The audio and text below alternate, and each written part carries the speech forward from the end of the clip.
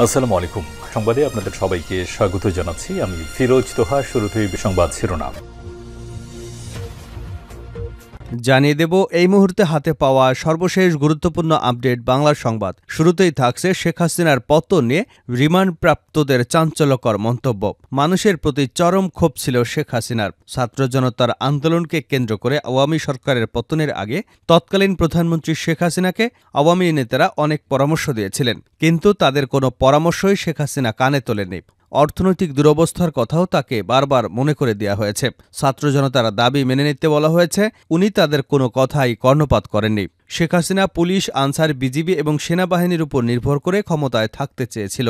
প্রয়োজনে যত লাশ ফেলতে হয় ফেলুক, তারপরেও শেখ হাসিনা ক্ষমতায় থাকার দাবি জানিয়েছিলেন। শেখ হাসিনার সরকারের পতনের কারণ জানতে চাইলে ডিবি হেফাজতে থাকা আওয়ামী কর্মকর্তারা বলেন, জয়কালে ক্ষয় নাই, মরণকালে ঔষধ নাই। এই প্রবাদটি শেখ হাসিনার জন্য সত্য প্রমাণিত হয়েছে। রিমান্ডপ্রাপ্তরা একে একে চাঞ্চল্যকর তথ্য দিচ্ছেন শেখ হাসিনার বিরুদ্ধে। প্রিয় দর্শক, আসুন জানব কে কি তথ্য দিয়েছেন শেখ হাসিনার বিরুদ্ধে। এ বিষয়ে থাকছে একটি বিস্তারিত আলোচনা, সঙ্গে থাকুন। এবারে জানাবো বাইডেন ও নরেন্দ্র মোদীর ফোনালাপ, হোয়াইট হাউসের বিবৃতিতে নেই বাংলাদেশের প্রসঙ্গ। মার্কিন প্রেসিডেন্ট জো বাইডেন ও ভারতের প্রধানমন্ত্রী নরেন্দ্র মোদী বিভিন্ন পরিস্থিতি নিয়ে ফোনে কথা বলেছেন। দুই রাষ্ট্রপ্রধানের এই ফোনালাপে বাংলাদেশের প্রসঙ্গ নিয়ে আলোচনা হয়েছে, এমনটি জানিয়ে সোমবার রাতে নিজের এক্স হ্যান্ডেলে টুইট করেন নরেন্দ্র মোদী। কিন্তু হোয়াইট হাউসের বিবৃতিতে নেই বাংলাদেশের প্রসঙ্গটি।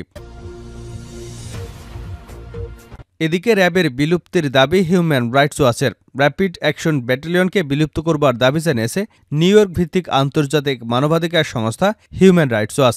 মঙ্গলবার মানবাধিকার সংস্থাটির বরাত দিয়ে এ তথ্য জানিয়েছে বিবিসির প্রতিবেদনে বলা হয়, হিউম্যান রাইটস ওয়াচের পক্ষ থেকে বাংলাদেশের অন্তর্বর্তী সরকারের প্রধান উপদেষ্টা অধ্যাপক মোহাম্মদ ইউনূসের কাছে র্যাব বিলুপ্ত করবার আহ্বান জানিয়ে একটি খোলা চিঠি দেওয়া হয়েছে। এই চিঠি সংস্থাটি তাদের ওয়েবসাইটে প্রকাশ করেছে। জানাবো ভারত, চীন, যুক্তরাষ্ট্রকে পাশে চায় অন্তর্বর্তী সরকার। বাংলাদেশ থেকে রোহিঙ্গা প্রত্যাবর্ষণ করতে চীন, আমেরিকা এবং ভারতকে পাশে চায় অন্তর্বর্তী সরকার। এ লক্ষ্যে যুক্তরাষ্ট্রের ডিপার্টমেন্ট অব স্টেট চীনের বাংলাদেশের দূতাবাস এবং ভারতীয় হাইকমিশনের সঙ্গে একটি বৈঠকের আয়োজন করতে যাচ্ছে অন্তর্বর্তী সরকার। এর আয়োজক থাকবে বাংলাদেশের উপদেষ্টা কার্যালয়, সমন্বয় করবে স্বরাষ্ট্র মন্ত্রণালয়। আগামী সেপ্টেম্বর মাসে সুবিধাজনক দিনে এই বৈঠকের বিষয়ে প্রধান উপদেষ্টা ড মোহাম্মদ ইউনূস ইতিমধ্যেই সম্মতি দিয়েছেন। জানিয়ে দেব, জাতীয় নির্বাচন নিয়ে বিএনপি চায় রোডম্যাপ, তাড়া নেই জামায়াতের। অন্তর্বর্তীকালীন সরকারের প্রধান উপদেষ্টা অধ্যাপক ড মোহাম্মদ ইউনূস জাতির উদ্দেশ্যে যে ভাষণ দিয়েছেন, ওই ভাষণে বিএনপির সঙ্গে তাদের রাজনৈতিক মিত্র জামায়াতের মতপার্থক্য দেখা দিয়েছে।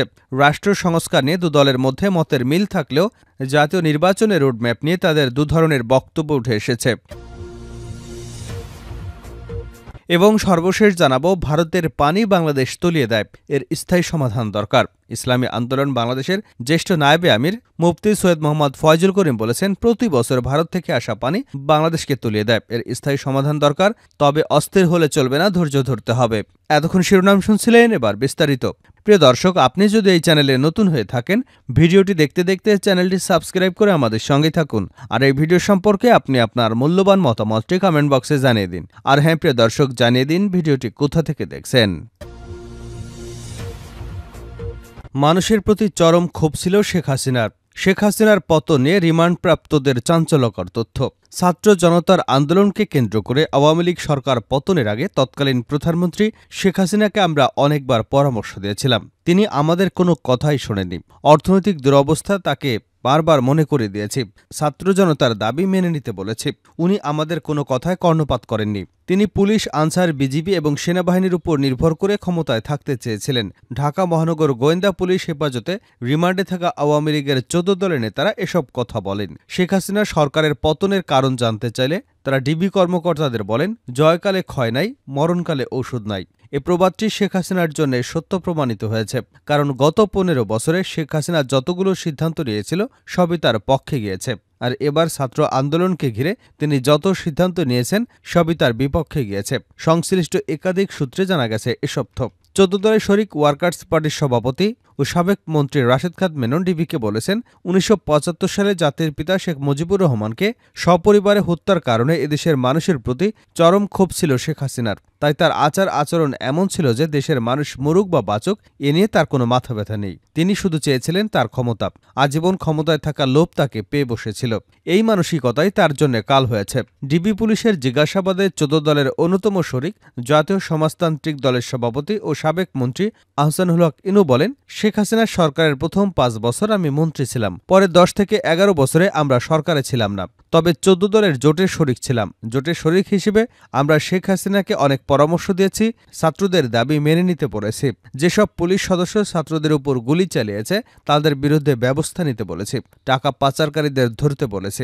উনি চীন সফরে যাবার আগে বেশ কিছু পরামর্শ দিয়েছিলাম, আমাদের কোনো পরামর্শই উনি কানে নেননি। ইনু ডিবিকে বলেন, ঢাকা বিশ্ববিদ্যালয়ে এক ছাত্রীকে উদ্দেশ্য করে শেখ হাসিনা বলেছিলেন সে কোটায় বিশ্ববিদ্যালয়ে ভর্তি হয়েছে, অথচ কোটার বিরোধিতা করে, তাহলে সে বিশ্ববিদ্যালয়ে ছাত্রত্ব বাতিল করে রাস্তায় নামুক। এভাবে তার কথা বলা ঠিক হয়নি।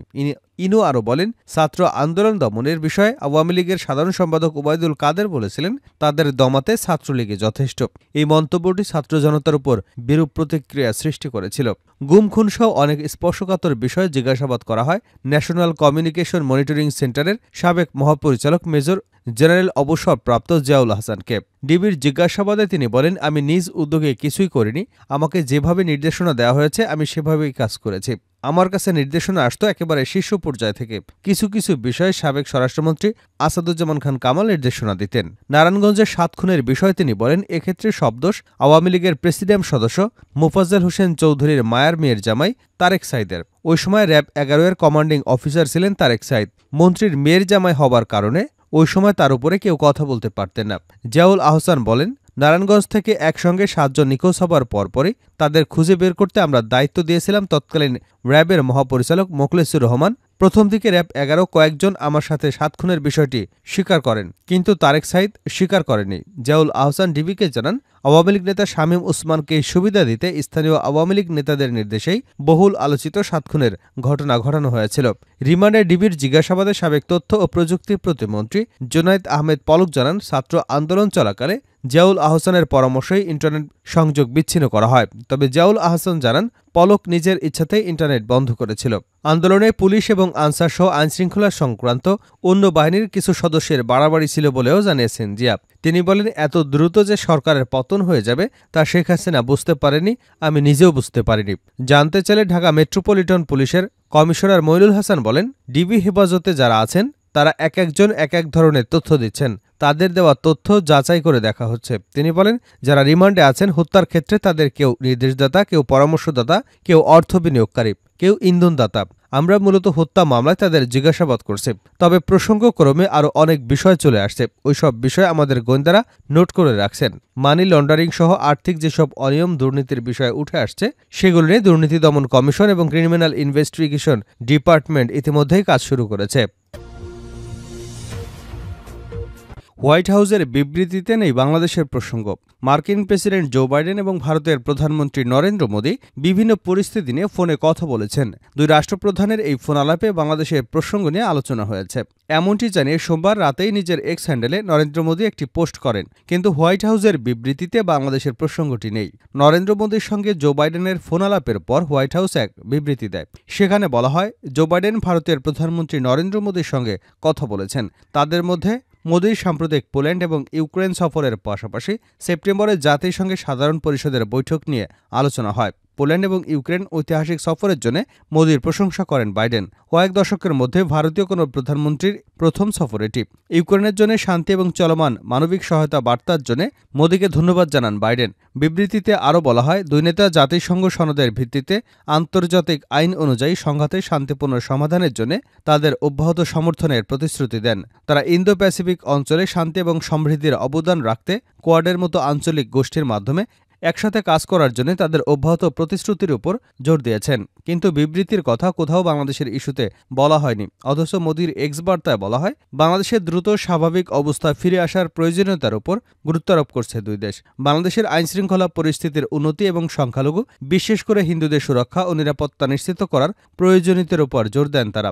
এক্স হ্যান্ডেলে নরেন্দ্র মোদী লেখেন, আজ মার্কিন প্রেসিডেন্ট বাইডেনের সঙ্গে ফোনে কথা হয়েছে। এ সময় ইউক্রেন পরিস্থিতি, আঞ্চলিক ও বৈশ্বিক নানা বিষয়ে আমরা বিশদে মত বিনিময় করেছি। ভারতের প্রধানমন্ত্রী আরও লেখেন, বাংলাদেশের পরিস্থিতি নিয়েও আমরা আলোচনা করেছি এবং দেশটিতে দ্রুত স্বাভাবিক অবস্থা ফিরিয়ে আনার প্রয়োজনীয়তার উপর জোর দিয়েছে। পাশাপাশি বাংলাদেশের সংখ্যালঘু, বিশেষ করে হিন্দুদের নিরাপত্তা নিশ্চিত করার বিষয়ে আলোচনা হয়েছে। র্যাবের বিলুপ্তির দাবি হিউম্যান রাইটস ওয়াচের। র্যাপিড অ্যাকশন ব্যাটালিয়নকে বিলুপ্ত করবার দাবি জানিয়েছে নিউইয়র্ক ভিত্তিক আন্তর্জাতিক মানবাধিকার সংস্থা হিউম্যান রাইটস ওয়াচ। মঙ্গলবার মানবাধিকার সংস্থাটির বরাত দিয়ে এ তথ্য জানিয়েছে বিবিসি। বিবিসির প্রতিবেদনে বলা হয়, হিউম্যান রাইটস ওয়াচের পক্ষ থেকে বাংলাদেশের অন্তর্বর্তী সরকারের প্রধান উপদেষ্টা অধ্যাপক মোহাম্মদ ইউনূসের কাছে র্যাব বিলুপ্ত করবার আহ্বান জানিয়ে একটি খোলা চিঠি দেওয়া হয়েছে। এই চিঠি সংস্থাটি তাদের ওয়েবসাইটে প্রকাশ করেছে। চিঠিতে বলা হয়েছে, বিগত সরকারের সময় র্যাব গুরুত্বপূর্ণ মানবাধিকার লঙ্ঘনের সঙ্গে জড়িত ছিল এবং এসব ঘটনার ক্ষেত্রে তাদের দায়মুক্তি ছিল। র্যাব প্রতিষ্ঠার পর থেকে যতগুলো মানবাধিকার লঙ্ঘনের ঘটনা ঘটেছে সেগুলোর তদন্ত করার আহ্বান জানিয়েছে মানবাধিকার সংস্থাটি। চিঠিতে শেখ হাসিনা সরকারের সময় ব্যাপক মানবাধিকার লঙ্ঘনের জন্য র্যাবকে অভিযুক্ত করা হয়েছে। র্যাবের পাশাপাশি প্রতিরক্ষা গোয়েন্দা মহাপরিদপ্তর বা ডিজিএফআই এর বিরুদ্ধে এ ধরনের অভিযোগ তোলা হয়েছে। বিবিসির প্রতিবেদনে আরও বলা হয়েছে, র্যাবের তুলনায় ডিজিএফ এর কর্মকাণ্ড আরও বেশি ধরাছোঁয়ার বাইরে, অর্থাৎ অপ্রকাশ্যে। এই সংস্থাটির বিরুদ্ধে অনেক অভিযোগ মানুষের মুখে মুখে থাকলেও তা প্রকাশ করার সাহস কেউ পায়নি। বহু মানুষকে গুম কিংবা বছরের পর বছর গোপন বন্দিশালায় আটকের বিষয়টি সবার চোখের সামনে আসে যখন শেখ হাসিনা পতনের পর দেশ ছেড়ে পালিয়ে যান। র্যাবের বিলুপ্তি নিয়ে মানবাধিকার কর্মী নূর খান লিটন বিবিসিকে বলেন, সার্বিকভাবে র্যাবের ইমেজ এমন একটা পর্যায়ে এসে পৌঁছেছে সেখান থেকে র্যাবকে টেনে তোলা মুশকিল। র্যাব বর্তমানে যেভাবে কাজ করছে এভাবে একটা বাহিনী পরিচালনার সুযোগ নেই। র্যাব ইমিডিয়েট বিলুপ্ত করা দরকার, কারণ তারা সমাজে একটা ভীতিকর অবস্থা তৈরি করেছে। তবে সেনাবাহিনীর সাবেক ঊর্ধ্বতন কর্মকর্তারা বলেছেন, র্যাব বিলুপ্ত না করে সেটি সংস্কার করা জরুরি এবং এই বাহিনীকে যাতে ভবিষ্যতে রাজনৈতিকভাবে ব্যবহার করা না যায় সেটি নিশ্চিত করা জরুরি। উল্লেখ্য, র্যাব পুলিশের অধীনে একটি বাহিনী হলেও এর কর্মকর্তাদের বড় অংশ আসে বিভিন্ন সামরিক বাহিনী থেকে।